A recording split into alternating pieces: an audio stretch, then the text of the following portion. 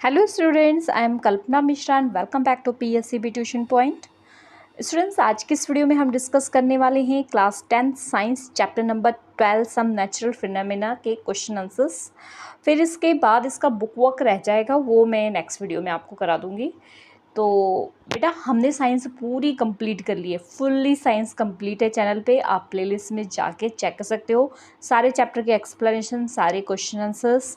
और उसके बाद अब हम जो है, वैसे बहुत से बच्चों के कमेंट आ रहे थे मैथ्स के लिए, पर वो कोई कह रहा 5th चैप्टर, कोई 10th चैप्टर, तो देखूंगी मैं मैथ्स से स्टार्ट करेंगे। और साथ ही में अब आपको साइंस के chapter wise important topics chapter के बीच में से मैं आपको अंडरलाइन करवाऊंगी, ठीक है। तो इसके लिए चैनल पे अगर नए हैं तो प्लीज़ चैनल को सब्सक्राइब, वीडियो को लाइक और अपने फ्रेंड्स के साथ तक शेयर ज़रूर करना और बेल आइकन प्रेस करके रखना ताकि आपको नोटिफिकेशन मिलता रहे, ठीक है। तो चलिए शुरू करते हैं। अब ये हमारा इसके बाद एक और जो है ब्लैंक्स टू फॉल्स की वीडियो बनेगी साइंस की 8th की, और फिर साइंस 8th की फुल्ली डन है। और फिर इसके बाद मैं आपको बुक से इम्पॉर्टेंट टॉपिक्स जो है बताऊंगी कि कौन कौन से आपने पढ़ने मेरिटोरियस स्टूडेंट्स के लिए, ठीक है। तो चलिए वीडियो को शुरू करते हैं। हमारा टेलीग्राम चैनल का लिंक डिस्क्रिप्शन में दिया है, उसको जरूर ज्वाइन करना। अगर लिंक के थ्रू नहीं ज्वाइन होता तो टेलीग्राम एप्लीकेशन पे जाके कल्पना 17 सर्च कर लेना, ठीक है।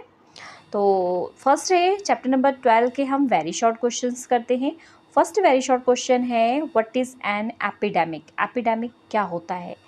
An epidemic is a rapid spread of a disease among a large amount of the people is given the population of a given area for a short time। Epidemic क्या होता है? एक रैपिड मतलब एकदम से फैलने वाली बीमारी होती है जो कि बहुत ज़्यादा लोगों तक, बहुत ज़्यादा पॉपुलेशन तक बहुत छोटे से टाइम में फैल जाती है, ठीक है। एपिडेमिक जो छोटे से टाइम में बीमारी फैल जाए और ज़्यादा लोगों में फैल जाए उसे एपिडेमिक कहते हैं, ठीक है। नेक्स्ट क्वेश्चन है, व्हाट इज़ विंड। विंड क्या है? Air in motion is called wind. हवा जब चलती है तो उसे हम क्या बोलते हैं? विंड। नेक्स्ट क्वेश्चन है, where do the cyclone originate which hit the western coast of the India. तो क्या होता है? साइक्लोन जो ओरिजिनेट होता है और हिट करता है वेस्टर्न कोस्टल ऑफ इंडिया को, तो वो कहाँ पर करता है? तो the cyclone which hit the western coast of India originate in the Arabian sea. Name to methods to charge uncharge body. And uncharge body मतलब एक चार्ज बॉडी अनचार्ज बॉडी कैसे बन जाएगी, तो इसके लिए 2 मेथड बताने हैं। तो यहाँ पर मैंने तीनों ही बता दिए जो आपके बुक में दिए, तो आप तीनों ही कर लेना एक बार। Method of the charge and uncharge body, by friction, by electric induction, by contact with a charge object. तो ये 3 मेथड से हम कर सकते हैं। Next, define epicentre of an earthquake. Epicentre earthquake का क्या होता है? The point inside the earth where an earthquake originates is called hypocenter, and the point just above it on the surface of the earth is called epicenter of earthquake। देखो, मान लो ये अर्थ है, अर्थ के नीचे, ठीक है। तो जहाँ पर ये यहाँ पर मतलब प्लेटें जो है आगे पीछे हो रही है, चैप्टर मैंने समझाया वहाँ पे आप देखना। तो ये प्लेटें आगे पीछे हो रही है जिस जगह पे, उसको हम बोलेंगे हाइपोसेंटर, ठीक है। अब ये प्लेटें आगे पीछे हो रही है, इसके लिए क्या होगा? ये ऊपर की चीज़ें भी अपनी जगह से हिलना शुरू हो जाएगी, तो उसको हम बोलेंगे एपीसेंटर या फिर उसको हम बोलते हैं अर्थक्वेक, ठीक है। नेक्स्ट है, शॉर्ट क्वेश्चंस आ जाते हैं। What is pandemic. Name any 2 pandemic। A pandemic is a disease that spread over a large area of the many countries and causes death of millions of people। For example, corona and plague। Corona के बारे में तो आपको पता ही होगा क्योंकि just अभी थोड़े टाइम पहले ये होके हटा है। तो पैंडेमिक डिजीज़ क्या होती है? स्प्रेड होती है large area of the many countries, मतलब एक शहर में या एक एरिया में, एक जगह पे नहीं, बहुत सारी कंट्रियों में ये इफेक्ट फैलाती है जिसकी वजह से मिलियंस ऑफ लोगों की डेथ हो जाती है। For example corona and plague. Next है, what is an epidemic. Give example. Pandemic और एपिडेमिक। पैंडेमिक मैंने आपको बता दिया, एपिडेमिक क्या है?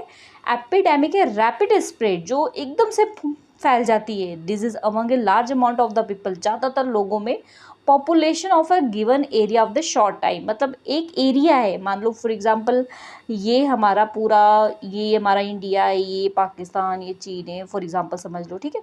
तो वो इंडिया में भी कुछ एरिया में जो है वो कोई बीमारी है बहुत तेज़ी से फैली है, उसको हम क्या बोलते हैं, एपिडेमिक, ठीक है। जैसे कि डेंगू है, स्वाइन फ्लू है, ठीक है।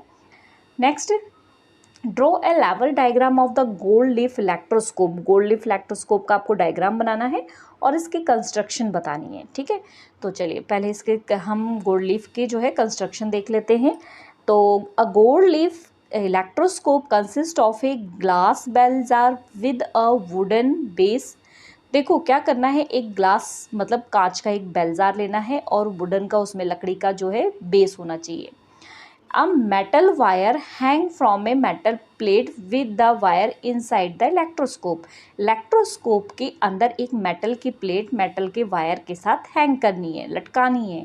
The leaves made of the metal, जो मेटल की लीव्स बनी हुई है वो तो या एल्यूमिनियम की हो या फिर किसकी हो, गोल्ड की है, और उसके लास्ट में हमें वायर के साथ फिट कर देनी है।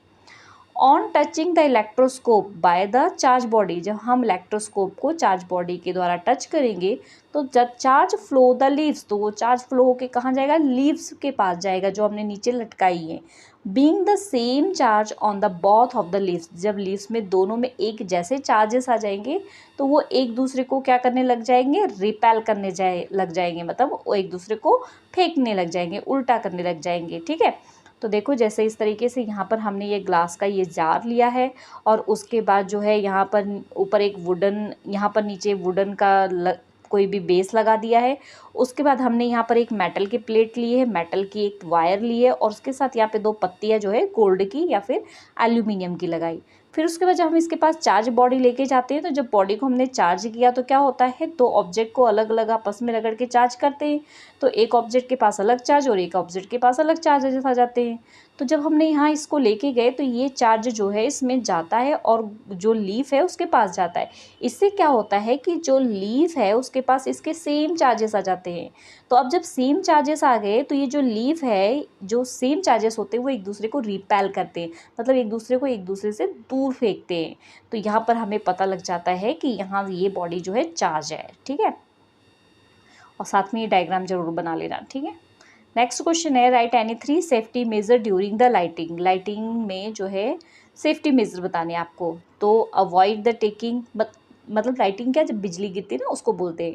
तो उसमें आप क्या क्या, वैसे तो आपकी बुक में काफ़ी दे रखा है कि आप घर के अंदर हो या बाहर हो, तो बट यहाँ पे सिर्फ 3 पूछे हैं तो मैंने वैसे सिंपल से 3 आंसर्स आपके यहाँ लिख दिए, 3 पॉइंट्स लिख दिए। Avoid taking and phone call during the thunder storm and lighting, जब लाइटिंग और थंडर स्टॉर्म हो उस टाइम फ़ोन कॉल को अटेंड नहीं करना चाहिए। Do not take bath, do not go in running water, मतलब नहाना नहीं चाहिए और उसके बाद रनिंग वाटर में भी नहीं रहना चाहिए। क्यों, क्योंकि देखो क्या होता है, फ़ोन कॉल्स का ये होता है कि फ़ोन कॉल्स में जो सिग्नल्स आते हैं या लाइटिंग होती है ना, तो फ़ोन कॉल्स जो सिग्नल्स होते हैं वो उसकी तरफ अट्रैक्ट होते हैं, जिससे वो आप जहाँ फ़ोन कॉल अटेंड कर रहे हो वहाँ पर बिजली गिर सकती है। दूसरा, जो वाटर होता है वो भी गुड कंडक्टर ऑफ इलेक्ट्रिसिटी होता है, तो जब बिजली गिर रही है तो वो इसको अट्रैक्ट, मतलब जहाँ पर पानी यूज़ कर रहे हैं तो वहाँ पे उसको अट्रैक्ट करके आपके ऊपर उसका करंट का इफेक्ट आ सकता है। स्विच ऑफ कर देना चाहिए इलेक्ट्रिक अप्लायंसेस के, रिमूव कर देना चाहिए प्लग को सॉकेट से, क्योंकि इलेक्ट्रिसिटी जो है वो इलेक्ट्रिसिटी में जो इलेक्ट्रिसिटी जो पोल से खंभों से आ रही है, अगर वहाँ पे वो जो लाइटिंग है वो गिर रही है तो वहाँ से वायर के थ्रू वो आपके जो है वहाँ पर भी आ सकती है, ठीक है। Next, how does a seismograph work. Seismograph कैसे वर्क करता है। सिस्मोग्राफ एक इंस्ट्रूमेंट होता है जिससे हम भूकंप का पता लगाते हैं कि थोड़ा आया है कि ज़्यादा आया, ठीक है। तो यहाँ पे पूछा है वो वर्क कैसे करता है। तो seismograph wave are recorded by an instrument called the seismograph. Seismograph wave है वो एक इंस्ट्रूमेंट है जो सिस्मोग्राफ को रिकॉर्ड करती है। The instrument had the vibrate rod which a pen to attach. जो सिस्मोग्राफ है उसमें एक रॉड लगी होती है जिसके साथ एक पेन अटैच होता है। It move the graph paper, ये ग्राफ पेपर के ऊपर मूव करने लग जाता है। रैप ऑन द रोलर, जो कि रोलर के ऊपर रैप होता है, ठीक है। विच रिकॉर्ड द सिस्मिक वेव, जो कि एक सिस्मिक वेव को रिकॉर्ड कर लेता है। तो अब थ्योरी में अगर आपने चैप्टर समझा होगा तो आपको मैं जो बोल रही हूँ सब समझ आ गया, लेकिन जिन्होंने चैप्टर नहीं समझा उसको नहीं समझ आया होगा, तो मैं उनको डायग्राम में बताती हूँ। बेटा साइंस में चैप्टर जरूर समझो। तो इस तरीके से ये यहाँ पर एक रॉड लगी है, रॉड के साथ यहाँ पे एक पेन ये लगा हुआ है। अब क्या करते हैं, यहाँ पर एक रोलर लगा होता है, रोलर के ऊपर एक ये चार्ट लगा हुआ है। तो जब भूकंप आता है, ठीक है, तो ये क्या होता है, ये सारा हिलने लग जाता है, और इसके हिलने की वजह से ये पेन जो है ऐसे ऐसे होने लग जाता है, और ऐसे ऐसे होने की वजह से इसके ऊपर जो है यहाँ पर आप देखो इस तरीके से ग्राफ बन जाता है, जिससे हमें पता लग जाता है कि भूकंप कम आया है या फिर ज़्यादा आया है। नेक्स्ट लॉन्ग क्वेश्चन देख लेते हैं। Write some precautions to minimise damage during the earthquake, हमें कुछ ऐसे प्रिकॉशंस बताने हैं कि अर्थक्वेक के डैमेज से बच सकते हैं। मतलब जब भी हमारे अर्थक्वेक आए तो उससे हम ज़्यादा नुकसान ना हो, तो इसके लिए कुछ सेफ्टी मेजर्स आपकी बुक में ये पॉइंट्स दिए हुए हैं, ठीक है। तो वैसे तो आपके जो पेपर का पैटर्न उसमें लॉन्ग क्वेश्चंस आने नहीं है, बट यहाँ पे मैंने 5 पॉइंट आपको करवाए हैं, तो एटलीस्ट आप 4 पॉइंट तो कर ही लेना। जितना अच्छा आंसर लिखेंगे उतने अच्छे मार्क्स आएंगे, ठीक है। ड्यूरिंग द कंस्ट्रक्शन बिल्डिंग वगैरह जब बनवाते हैं लंबी, तो एडवाइस लेना चाहिए किसी एक्सपर्ट से जिसको नॉलेज हो अर्थ प्रूफ बिल्डिंग बनाने की, मतलब अर्थक्वेक प्रूफ, मतलब जिससे भूकंप से उस पर नुकसान ना पहुँचे। जो डैम है, very tall building should not be construct near, जहाँ डैम वगैरह है वहाँ पे ज़्यादा बड़ी बिल्डिंगें बनानी नहीं चाहिए, क्योंकि कब डैम हमें खोलना पड़ जाए और डैम की जिसकी वजह से डैम बिल्डिंग वगैरह गिरे या फिर कोई प्रॉब्लम्स आए, मतलब कुछ कुल मिला के डैम और बड़ी बिल्डिंग एक दूसरे से दूर होनी चाहिए, ठीक है। उसके बाद है कबर्ड, मीन्स अलमारी जो है, सेल्फ जो होते हैं घरों में, ये सारे वॉल में फिक्स होने चाहिए। क्या होता है कि भूकंप की वजह से ये कई बार क्या हो सकते हैं, गिर सकते हैं, और अगर आप खड़े हो और एकदम से भूकंप आया वो आपके ऊपर गिर गया तो वैसे ही बहुत ज़्यादा चोट लग जाएगी, है ना। इसलिए इसको दीवार में फिक्स रखना चाहिए। Water heater, wall clock, photo frame, ये सब जो है प्रॉपर दीवार में जो है ऐसे हैंग करना चाहिए कि वो ज़रा से धक्के में नीचे ना गिरे। अगर ज़रा सा भी अर्थक्वेक आया, शेकिंग आई और वो चीज़ें नीचे गिर गई, तो हो सकता है आप उसके नीचे खड़े हो तो आपको क्या हो, चोट लग जाए, ठीक है।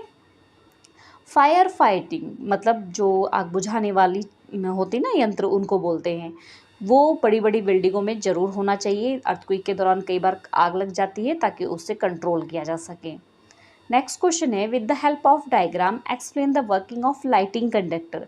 लाइटिंग कंडक्टर का डायग्राम बना के उसको वर्किंग को बताना है। तो ये लाइटिंग कंडक्टर का डायग्राम है आपकी बुक में, ठीक है, वहाँ से भी आप बना सकते हो, यहाँ पर भी अगर आपके पास बुक नहीं है। मैंने बुक जो है, कई बच्चों के पास बुक नहीं अवेलेबल है इस टाइम, तो मैंने टेलीग्राम पे जो है बुक की पीडीएफ अपलोड कर रखी है। आप टेलीग्राम कल्पना 17 सर्च करना, वहाँ पे चैनल को सब्सक्राइब करना और फिर मतलब ज्वाइन कर लेना। तो वहाँ पर जो है मैंने पिन की हुई है साइंस की बुक, आप वहाँ से देख सकते हैं, और सारे बुक का शॉर्ट वर्क की पीडीएफ भी बना के भेजी हुई है, ठीक है। तो ये डायग्राम बनाने के बाद मैं इसको एक्सप्लेन बता देती हूँ कि लाइटिंग कंडक्टर एक ऐसा डिवाइस है जो बड़ी बड़ी बिल्डिंगों पे लगता है। It is in the shape of the metallic trident, means त्रिशूल कनेक्ट होता है, और ये earth through a copper wire during the lighting the charge flow the earth through this wire and building safe from the damage. तो देखो यहाँ ये चीज़ मैं आपको डायग्राम में समझाऊंगी तो आपको ज़्यादा अच्छे से समझ आएगा कि ये जो होता है हमारा लाइटिंग कंडक्टर, ये यहाँ पर दिया नहीं है, कुछ इस तरीके से होता है, यहाँ पर इस तरीके से, मतलब जैसे त्रिशूल होता है ना, ऐसा होता है। त्रिशूल की तरह एक रॉड होती है, और ये रॉड किसी भी लंबी सी बिल्डिंगों में ऐसे ले जाके ज़मीन के नीचे एक प्लेट के द्वारा छोड़ दिया जाता है। इससे क्या होता है कि कई बार जब लाइटिंग होती है तो ये लाइटिंग जो है, थोड़ा सा नीचे बनाती हूँ मैं इसको, जब लाइटिंग होती है तो ये लाइटिंग जब इसके ऊपर आती है तो ये क्या करती है, ये गुड कंडक्टर होती है। तो लाइटिंग यहाँ वहाँ जाने की बजाय गुड कंडक्टर के पास जाती है, और ये इसको एब्जॉर्ब करके ज़मीन के अंदर छोड़ देती है, जिससे ये बिल्डिंग जो है वो प्रोटेक्ट हो जाती है, ठीक है। और ये है इसका आंसर, तो यहाँ से इसका आंसर कर लो, ठीक है। Okay students, I hope video helpful हुई हो। मिलते हैं नेक्स्ट वीडियो में। वीडियो को लाइक शेयर जरूर करना। Bye bye.